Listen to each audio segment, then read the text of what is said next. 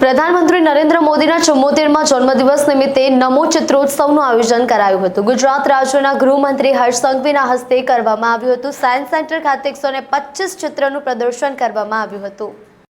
સુરતમાં વડાપ્રધાન નરેન્દ્ર મોદીના જન્મદિવસના અવસરે સંપ્રીતિ ફાઉન્ડેશન દ્વારા નમો ચિત્રનું આયોજન કરવામાં આવ્યું હતું। આ ચિત્રોત્સવમાં વડાપ્રધાન નરેન્દ્ર મોદીના જીવન સાથે જોડાયેલા 125 કરતાં વધારે ચિત્રો પ્રદર્શનમાં મૂકવામાં આવ્યા હતા। ચિત્રોત્સવના ઉદ્ઘાટન કાર્યક્રમમાં ગૃહ રાજ્યમંત્રી હર્ષ સંઘવી ઉપસ્થિત રહ્યા હતા।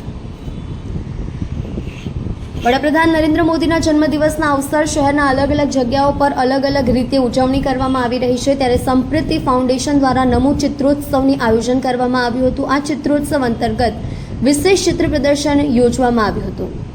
વડાપ્રધાન નરેન્દ્ર મોદીને 125થી વધારે આકર્ષક ચિત્રો પ્રદર્શનમાં મૂકવામાં આવ્યા છે। મહત્વની વાત એ છે કે નમો ચિત્રોત્સવનું ઉદ્ઘાટન ગૃહ રાજ્યમંત્રી હર્ષ સંઘવીની ઉપસ્થિતિમાં કરવામાં આવ્યું હતું। આ ચિત્રોત્સવ 22 તારીખ સુધી સુરતની જાહેર જનતા માટે ખુલ્લો મૂકવામાં આવ્યો છે।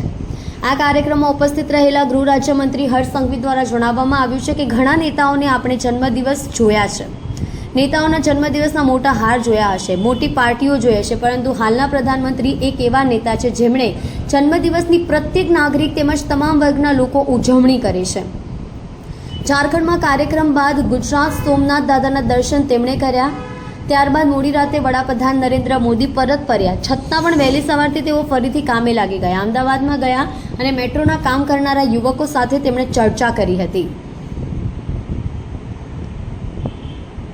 સુરત નવી સિવિલ હોસ્પિટલની જર્જરિત બિલ્ડિંગને લઈને વિવાદ સર્જાયો છે। સિવિલ હોસ્પિટલની જર્જરિત બિલ્ડિંગને લઈને કાયદા કથા ટીમ દ્વારા આજે ધરણા પ્રદર્શન કરવામાં આવ્યું છે।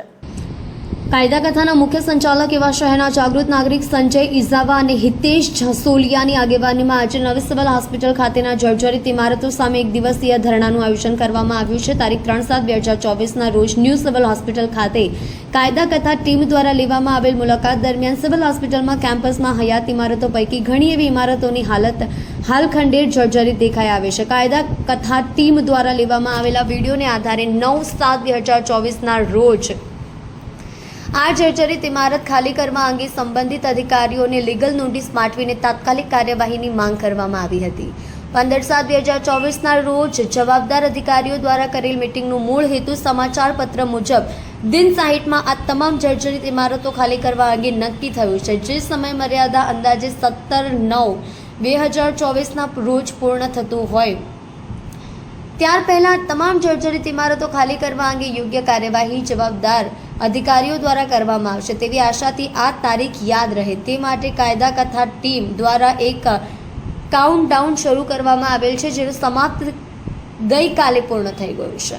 ગતરોજ સુધીના તમામ જર્જરિત ઇમારતમાં કાર્યરત ઓર્થોપેડિક વોર્ડ, ઓટી તથા અન્ય ડિપાર્ટમેન્ટ ખાલી નહીં કરવાના કારણે આજ રોજ સવારના 9 કલાકથી સાંજના 6 કલાક સુધી જાગૃત નાગરિકો એક દિવસીય પ્રતિક ધરણા પર બેઠા હતા।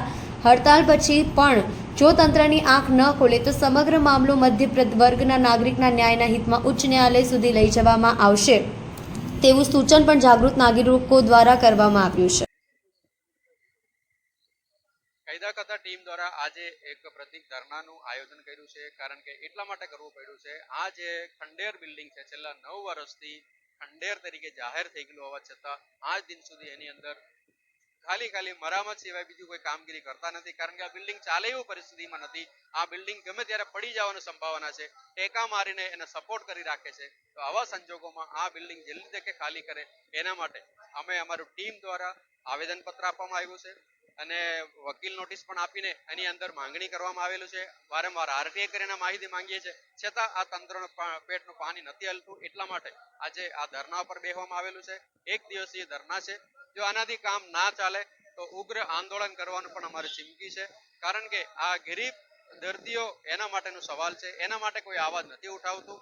અને અન્ય કોઈ જગ્યાઓ પર કદાચ જો પૈસાવાળા માટે કોઈ આ સ્ટ્રક્ચર હોત, આ ક્યારનું બની ગયું હોત, સુવિધા પણ સારી મળતી હોય, પણ આ ગરીબ માટેનું છે, એટલા માટે આ બાજુ કોઈ જોતા નથી અને આ બિલ્ડિંગની હાલત રોજ રોજ ખરાબ થતી।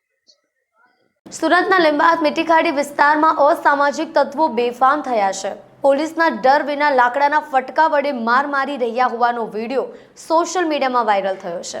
સુરત શહેર પોલીસ દ્વારા ગુનેગારો પર ચાંપતી નજર રાખી લુખ્ખા તત્વો પર કડકમાં કડક કાર્યવાહી કરવામાં આવી રહી છે. તો બીજી તરફ લુખ્ખા તત્વો પર પોલીસનો કોઈ ડર રહ્યો ન હોય તેમ વાયરલ વિડીયોમાં દેખાઈ આવે છે. હાલ સોશિયલ મીડિયામાં લીંબાયત વિસ્તારનો એક વિડીયો સોશિયલ મીડિયામાં વાયરલ થયો છે. આ વિડીયોમાં તમે પણ જોઈ શકો છો. જાહેરમાં લાકડાના ફટકા વડે મારામારી કરતા જ નજરે પડી રહ્યા છે. જાણે પોલીસનો કોઈ ડર જ ના હોય તેમ મારામારી કરતા જોવા મળ્યા હતા. મહિલાઓ પણ વિડીયોમાં મારામારી કરતા જોવા મળી હતી. વિડીયો વાયરલ થતા પોલીસ માટે એક ચેલેન્જ બન્યું છે. સુરત નવી સિવિલ હોસ્પિટલમાં કેન્ટીનમાં નશાની હાલતમાં અસામાજિક તત્વોએ તોડફોડ કરી હોવાનો વિડીયો સોશિયલ મીડિયામાં વાયરલ થઈ રહ્યો છે. 10 થી વધુ અસામાજિક તત્વોએ કેન્ટીન પર પથ્થરમારો પણ કર્યો હતો. નવી સિવિલમાં નશાની હાલતમાં અસામાજિક તત્વોએ ધમાલ મચાવતા હોબાળો મચાવ્યો હતો, જેથી દર્દીઓ સગાઓમાં ભાગદોડ મચી ગઈ હતી, જેને કારણે હોસ્પિટલની સુરક્ષા સામે સવાલો ઊભા થયા છે.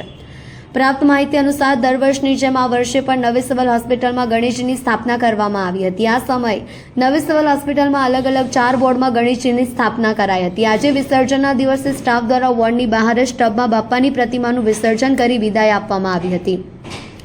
ત્યારબાદ સાંજે કેટલાક છોકરાઓ જે નવી સિવિલ હોસ્પિટલમાં કેમ્પસમાં પડ્યા અને પાથર્યા રહેતા હોય છે તેઓ ધમાલ પર ઉતર્યા હતા અને નવી સિવિલ હોસ્પિટલના મેઇન ગેટની પાસે નાસ્તાની દુકાન ચલાવતા દુકાનદાર સાથે માથાકૂટ કરી હતી, જેમાંથી એક યુવકે દુકાનદાર સાથે ઝપાઝપી પણ કરી હતી અને યુવક દ્વારા દુકાનમાં તોડફોડ કરવાનો પણ પ્રયાસ કર્યો હતો, જ્યારે યુવક દારૂ પીધેલી હાલતમાં હોય તેવું લાગી રહ્યું હતું. આ ઉપરાંત ત્યાં હાજર લોકોએ આ મારામારીનો વિડીયો પણ પોતાના મોબાઈલ ફોનમાં ઉતારી લીધો હતો. વધુમાં જાણવા મળ્યું હતું કે યુવક કેમ્પસના અન્ય યુવક સાથે નવી સિવિલ હોસ્પિટલના પીએમ રૂમની પાસે પડ્યા પાથર્યા રહે છે, તેમજ સિવિલ હોસ્પિટલમાં લોકો સાથે દાદાગીરી પણ કરતા હોય છે. આમ આદમી પાર્ટીની મહિલા કોર્પોરેટર વરાછા ઝોન ખાતે ખાડાની રજૂઆત કરવા ગયા અધિકારીએ નહીં સાંભળતા ધરણા પર બેઠા હતા. વરસાદ બાદ સુરતના રસ્તાઓ જાણે ખાડાથી મઢી દેવામાં આવ્યા હોય તેવી સ્થિતિ છે. શહેરના મોટાભાગના રસ્તાઓ પર મસમોટા ગાબડા જોવા મળી રહ્યા છે. શહેરના કેટલાક ખરાબ રસ્તા થતા તેનો સર્વે કરાતા 50% રસ્તાઓ અત્યંત ભયંકર હદે ખરાબ થયા હોવાનું પણ સામે આવ્યું છે. થોડા દિવસો પહેલા ભારે વરસાદને પગલે શહેરના રસ્તાઓની હાલત દયનીય બની હતી. રસ્તાઓ પર પડેલા ખાડાઓને કારણે રાહદારીઓ અને વાહન ચાલકોને પડતી મુશ્કેલીઓ દૂર કરવા માટે આમ આદમી પાર્ટીના મહિલા કોર્પોરેટર વરાછા એ ઝોનની કચેરીએ રસ્તા રિપેર કરવાની રજૂઆત કરવા માટે પહોંચ્યા હતા, પરંતુ અધિકારીએ મહિલા કોર્પોરેટરની નહીં સાંભળતા ધરણા પર બેઠા હતા. નમસ્કાર મિત્રો, હું સેજલ માલવિયા, આમ આદમી પાર્ટી કોર્પોરેટર. આજે હું વરાછા ઝોન એની અંદર કાર્યપાલકની ઓફિસની બહાર બેસેલી છું. મેં રજૂઆત કરવા આવેલી કે મારા વિસ્તારમાં ખૂબ ખાડા પડેલા છે, ખૂબ દબાણો છે, રેસિડેન્સમાં કોમર્શિયલ થઈ રહ્યું છે, તો એના માટે હું રજૂઆત કરવા આવેલી. તો વસાવાભાઈ અહીંયાથી નીકળી ગયા કે જોઈ લેશું એવું કહીને નીકળી ગયા. 2 વર્ષથી સતત રજૂઆત કરવા છતાં એક પણ કામગીરી કાર્યપાલક વસાવાએ કરેલી નથી. મારા વિસ્તારમાં રેસિડેન્સમાં કોમર્શિયલ ઇન્ડસ્ટ્રીયલ ઘણી જગ્યાએ બનાવી નાખી. નાના માણસોને ક્યાં રહેવા જવાનું? નાના માણસો અમને રજૂઆત કરવા આવે કે આ લોકોએ શું કરે છે, આ લોકો પાલિકા અમને હેરાન કરે છે. રેસિડેન્સમાં કોમર્શિયલ કરી નાખ્યું છે. જનતાનગર સોસાયટી છે, આદર્શનગર સોસાયટી છે, ગોપાલનગર સોસાયટી છે, વિઠ્ઠલનગર સોસાયટી છે. આવી કેટલી સોસાયટીઓ છે જ્યાં આવી પ્રવૃત્તિઓને આ લોકો પરમિશન આપે છે, ખુલ્લેઆમ પરમિશન આપે છે. અનેક વખત રજૂઆત કરેલી છે. ત્યાર પછી ગેરકાયદેસર ઇન્ડસ્ટ્રીયલની અંદર ગેરકાયદેસર કનેક્શન હોય છે એને કાયદેસર કરવા માટેની 2 વર્ષ પહેલાં રજૂઆત કરેલી. મહાત્મા ઇન્ડસ્ટ્રીયલ, શ્રીકૃપા ઇન્ડસ્ટ્રીયલ કે કાયદેસર કરો.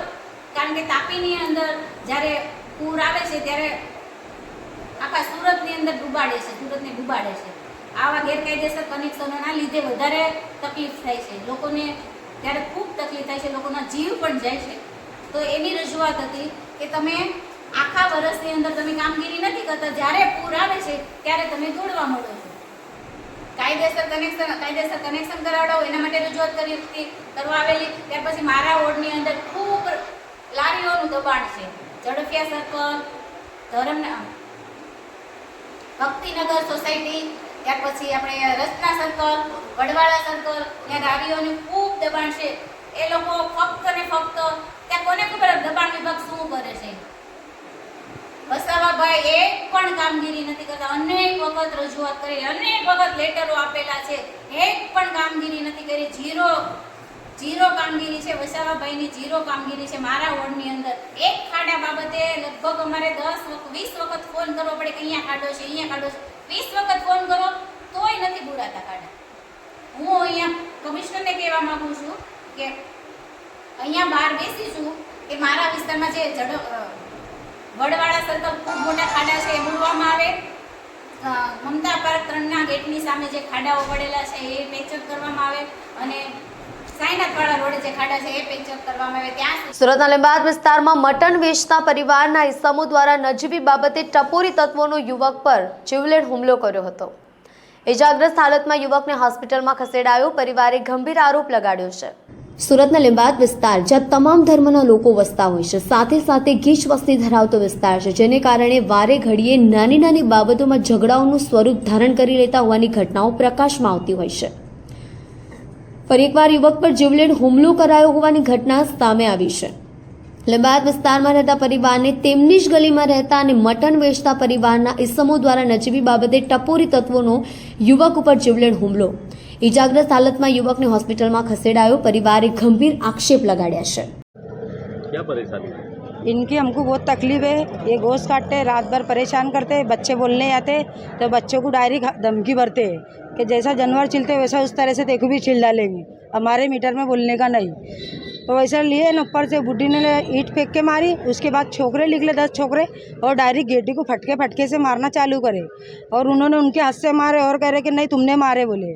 तो हमको इंसाफ चाहिए. कहाँ पर आया आप? लिम्बायत, ये मेडिकल कॉलेज में हम लोग. अभी हमारा बच्चा को बहुत चक्कर आ रहे, बहुत परेशान है. अब इसका इंसाफ हमको तुम दिलाओ. कौन लोग हैं, क्या काम करते हैं? ये खाटकी लोग हैं. इन्होंने बहुत हैरान करे. आज से 2 महीने पहले भी बहुत परेशानी करे थे. आपका नाम? शबाना भी.